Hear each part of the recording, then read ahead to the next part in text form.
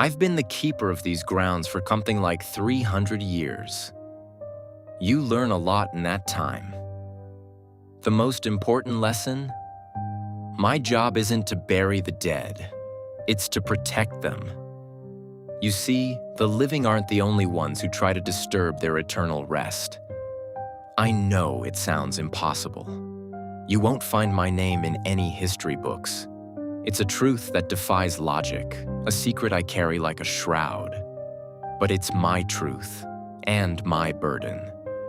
And in all my years, I've learned that the soil remembers everything, and some secrets are buried far deeper than bone. To the town, I'm just the groundskeeper. They see a man who's hard to pin an age on, weathered by sun and soil. They see me on the backhoe in the summer, its diesel engine a low rumble against the birdsong as I carve neat rectangles into the earth.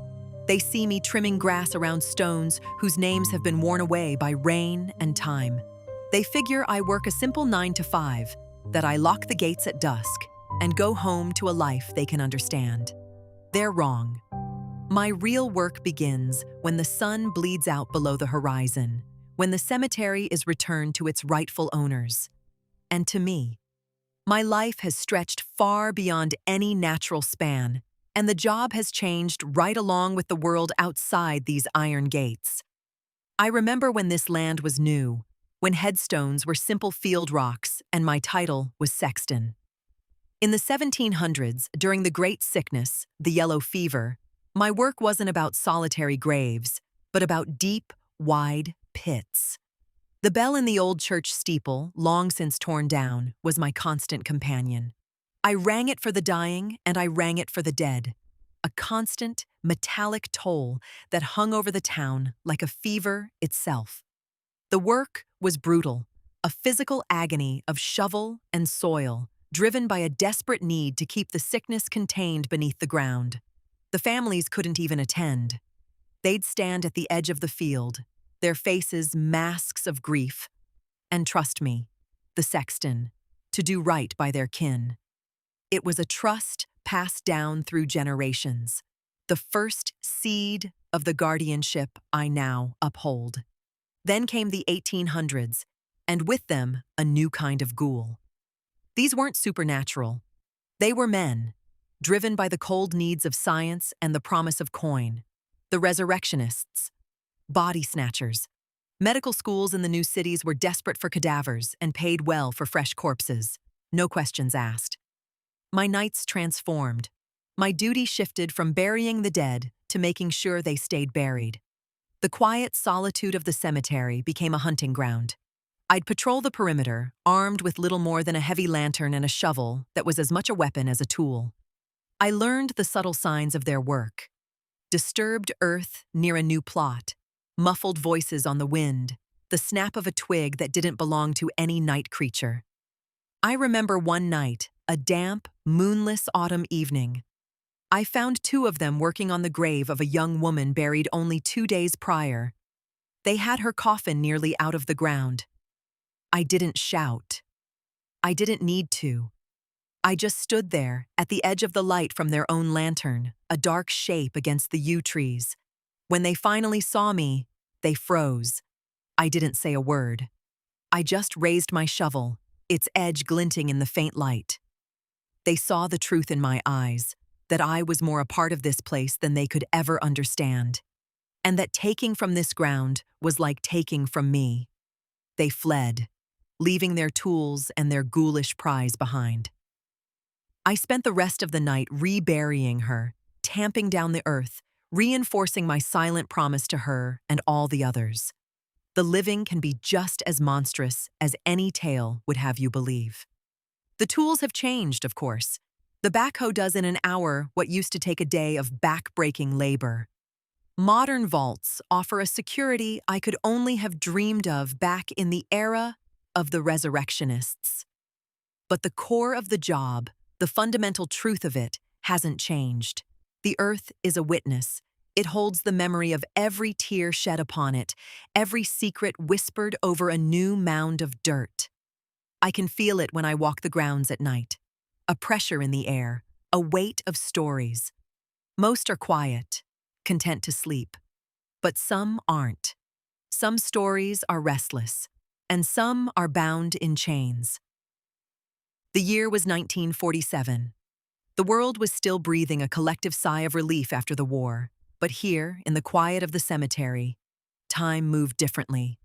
The seasons turned, people grieved, and the dead slept. It was a period of relative calm, until the letter arrived. An official document, a court order for an exhumation. The family of one Alistair Finch, interred in the old northern quadrant back in the late 1800s, wanted his remains moved to a new family mausoleum. Exhumations aren't common, but they happen. Families move, plots are consolidated. It's usually a clean, procedural affair. But the moment I read the name, I felt that familiar, cold prickle on my skin. Finch. I remembered the burial. It was before the turn of the century, a somber, tight-lipped affair with few mourners. I remembered the coffin. There was something unusual about it. The order said the work was to be done with discretion. I decided to start at dusk, after the last of the daily mourners had left. The northern quadrant is one of the oldest parts of the cemetery. The stones leaning like crooked teeth, inscriptions faded to whispers. As I fired up the backhoe, the familiar rumble felt like an intrusion here. The air was heavy, still. It felt like the very soil was holding its breath. Just as I was prepping the equipment, a car pulled up the gravel path. An old woman, leaning heavily on a cane, got out. She introduced herself as Eleanor, Alistair Finch's daughter. Her face was a roadmap of worried decades. She didn't want to be there, that much was clear. "You're the groundskeeper?" she asked, her voice as thin as autumn leaves. I nodded. "For a long time." She stared at the simple, unassuming patch of grass. "They think this is for sentiment," she said, her voice dropping to a near whisper. "To have him in the new mausoleum with Mother. They don't understand." She looked right at me then, her eyes pleading, desperate for someone to believe her. "My father. He wasn't a good man. When he was dying, he made a promise. He said he wouldn't stay gone. He said he would return." She told me about the nightmares that had plagued her for years, dreams of a shadow in her room, of a cold hand on her door. "We had to do something," she said, gesturing to the grave. "At the burial. We had to make sure he kept his promise to stay gone." Her words hung in the air, a chilling premonition. This wasn't about family unity. This was about a 50-year-old fear they were about to dig up. I watched her leave, her frail figure disappearing into the twilight, and I knew this would be no ordinary exhumation. This was an unsealing. The backhoe bucket bit into the earth, peeling back layers of time. Topsoil and grass gave way to dense, dark clay. I worked slowly, carefully, the machine's hydraulics groaning in the quiet. 6 feet is standard, but standards change. I knew this one was deeper. After the machine did its part, the rest was up to me and my shovel, the way it always was. The scent of damp earth, a smell more familiar to me than any perfume, filled the air. It's a scent of decay, sure, but also of peace, of finality. But the air around this plot felt wrong, cold, stagnant, with a faint metallic tang, like old blood or rust. Soon, my shovel scraped against the coffin lid. The wood was dark, almost black, preserved by the dense, airless clay. I cleared it off, exposing the edges, preparing for the straps to lift it. And then my shovel struck something that wasn't wood. It made a dull, clanking sound. Not a rock. I knelt, brushing the dirt away with my hands. My fingers traced the cold, rough texture of iron. It was a chain. A heavy, thick, linked chain, wrapped tightly around the coffin. I followed it.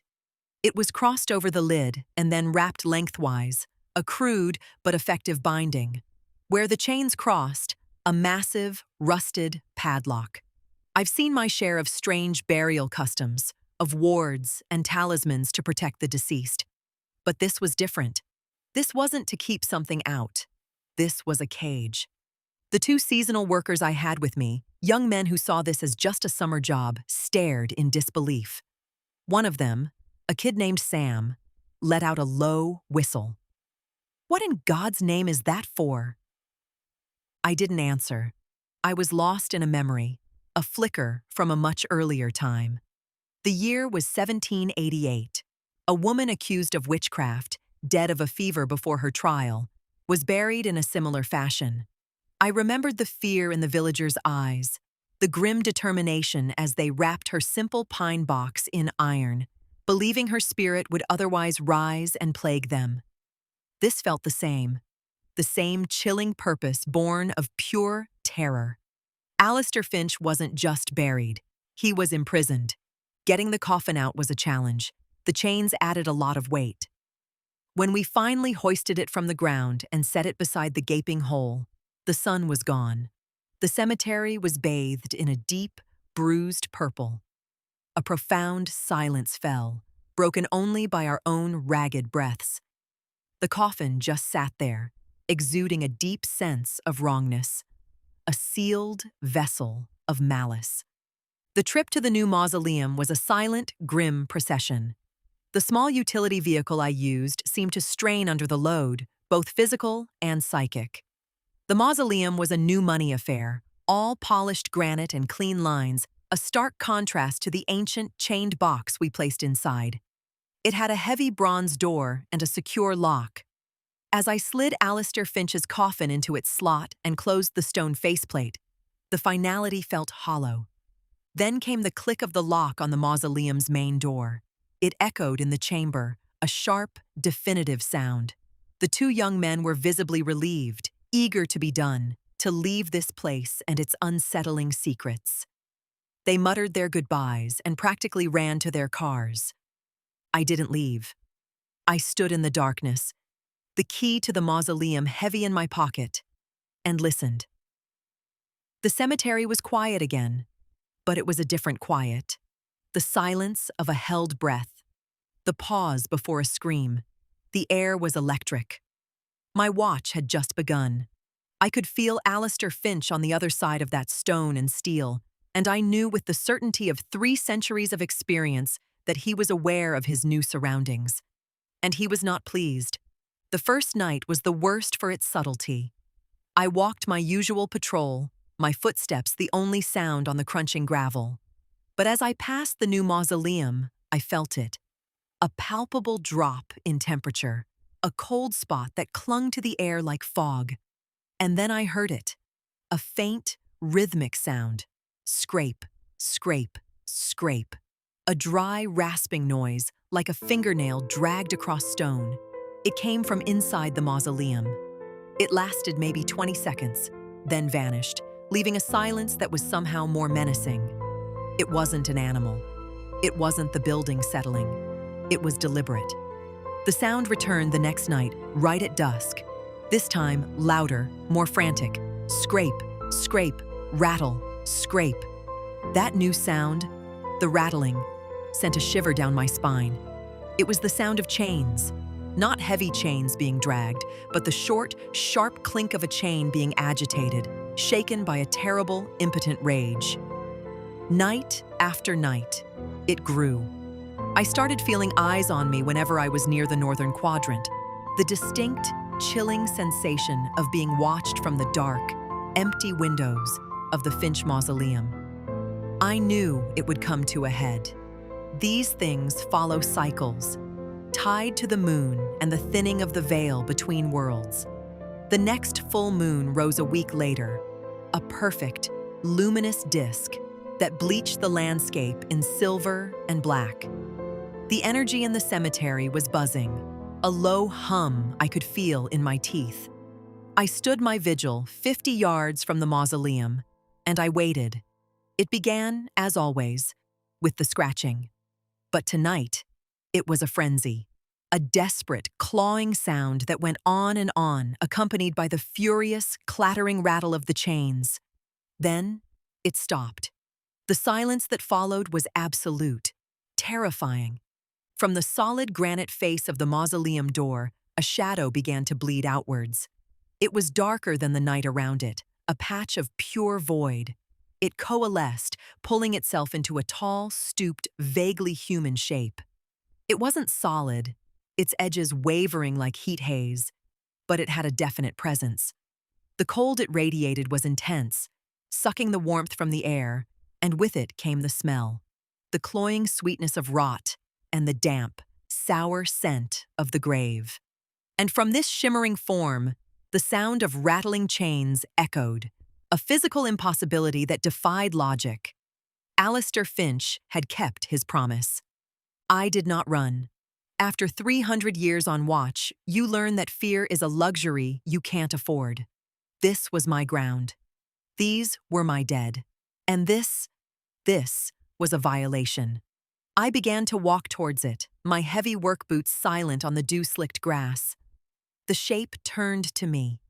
There was no face, no eyes, but I felt its focus, a wave of pure, undiluted hatred that washed over me, the malice of a caged animal, and I was the zookeeper. When I was 10 feet away, I stopped. I held no weapon, no holy symbol. I held only the authority of my office, the weight of centuries of silent guardianship. I spoke, my voice low and steady, a command, not a plea. "This grave is mine now," I said, the words hanging in the frigid air. "This ground is under my protection. You will have no peace here, and you will give none. Go back." For a moment, the shadow was still. Then, with a silent shriek I felt in my bones rather than heard with my ears, it surged forward. It wasn't a physical attack. It was a psychic one. A torrent of cold, despair, and vicious anger slammed into me. It showed me images of decay, of forgotten graves, of the fear in his daughter's eyes. It tried to feed on any fear it could find in me, but it found none. It found only a weariness as old as the trees around us, and a resolve as hard as the granite it had just escaped. I stood my ground, an anchor against its spectral tide. I was the warden. I was the wall. I met its hatred with a calm, immovable certainty. It was a wave breaking against a stone jetty. The force was immense, but it couldn't move me. Seeing it could gain no purchase, the shadow wavered. The focused hatred began to diffuse, the form losing its cohesion. With a final, lingering pulse of cold, it receded, flowing back towards the mausoleum not like a man walking, but like smoke being drawn into a flue. It poured back into the solid stone of the door, and the rattling of the chains faded, until once again, there was only silence. In the nights that followed, the scratching didn't return. The watchful, malevolent pressure over the northern quadrant lifted, replaced by the familiar, solemn peace of the cemetery. The air was no longer charged with dread. On the surface, the problem was solved. The entity was contained. But I knew better. It wasn't gone. It was dormant, pushed back into its stone and iron prison, waiting. My routine changed. Every single night, without fail, my final patrol ends at the Finch Mausoleum. I run my hand over the cold bronze of the door and check the lock. It's always secure. The stone faceplate of Alistair's tomb is always sealed. But I check nonetheless. It's a ritual, a reaffirmation of my duty. I'm the guard, and this is my most dangerous prisoner. The incident forced me to reconsider the nature of my long watch. I had always seen my duty as protecting the dead from the living, from vandals, from thieves, from simple disrespect. But Alistair Finch was a reminder that the threats can also come from within. The dead are not a homogeneous group of peaceful sleepers. They are individuals, carrying the baggage of their lives with them into the soil. Their grudges, their hatreds, their unfinished business. I find myself looking at the unmarked plots differently now. The small depressions in the earth that mark the graves of children from the 1800s, lost to sickness and buried without a stone. Are they at peace? Or is there a sadness that lingers? I think of the jumbled bones my excavator sometimes turns up in older sections, bodies buried without record, secrets hidden like pages torn from a book. Who were they? Are their stories finished? Over the centuries, I've come to believe that belief itself is a force of nature. Was Alistair Finch's spirit so powerful on its own? Or was it his daughter's lifelong fear, her unshakable belief that he would return, that gave his malice a focus, an anchor in this world? Perhaps the chains on his coffin weren't just a physical restraint, but a symbol that gave power to the very thing they sought to contain. You can't chain a ghost, but maybe you can chain a memory, and in doing so, give it a terrible strength. Some spirits are vengeful, like Finch, but I've also felt others, gentle presences that linger near the graves of loved ones, watching over their own small patch of earth. My role, I see now, is to be the guardian of them all, to maintain the delicate balance of this entire ecosystem of souls. I protect the living from the dead from the living, and, when necessary, the dead from each other. After 3 centuries, you realize a cemetery isn't the end of a story. It's a library, and the earth is its pages. I've seen plagues, wars, and the slow march of time turn stone to dust. But the stories remain. Some are tales of love and quiet remembrance. Others, however, are bound in chains for a reason. My watch is eternal, because you should never, ever disturb the dead. You don't know what you might awaken, and you don't know who might be listening.